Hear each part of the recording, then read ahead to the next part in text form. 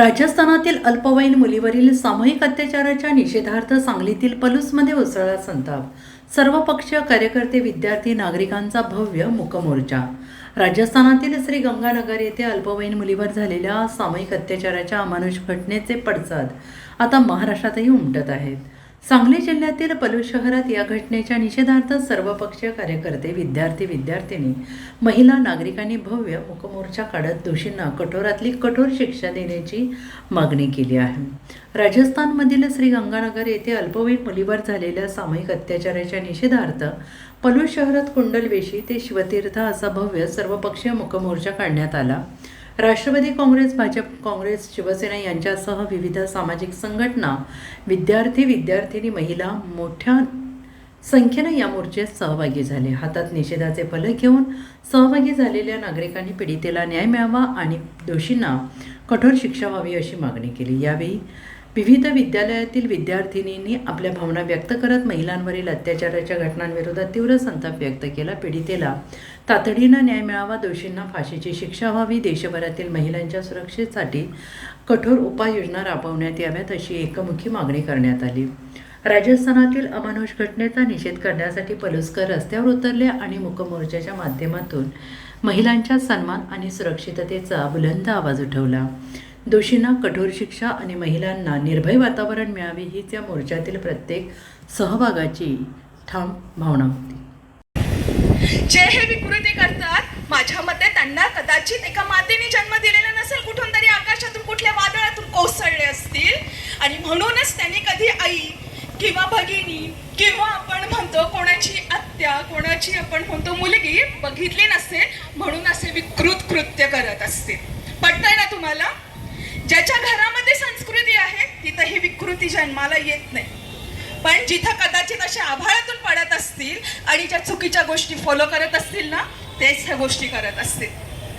तर मग आपल्याला जर ह्या विकृती थांबवायच्या असतील तर त्या आपल्या हातामध्ये आहेत सगळ्यांच्या.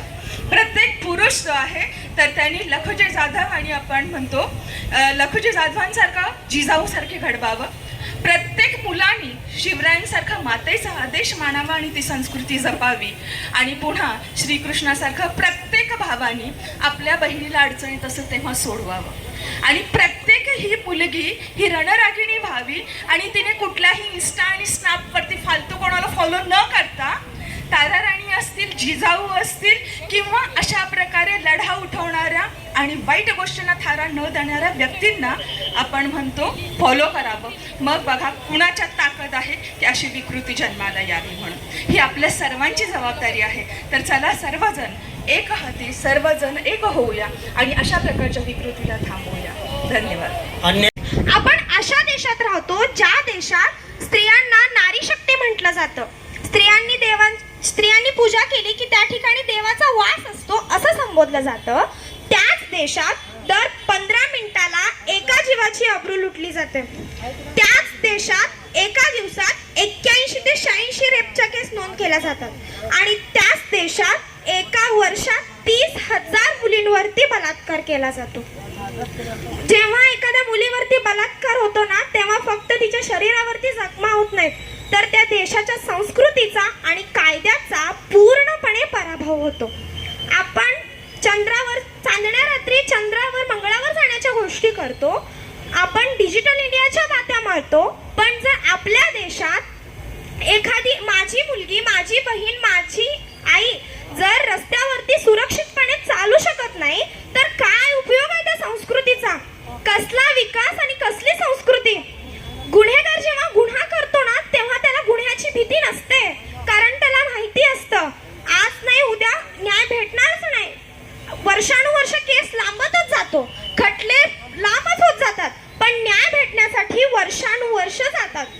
आपण कायदा इतका मजबूत बनवायला हवा की त्या गुन्हेगाराला गुन्हा करताना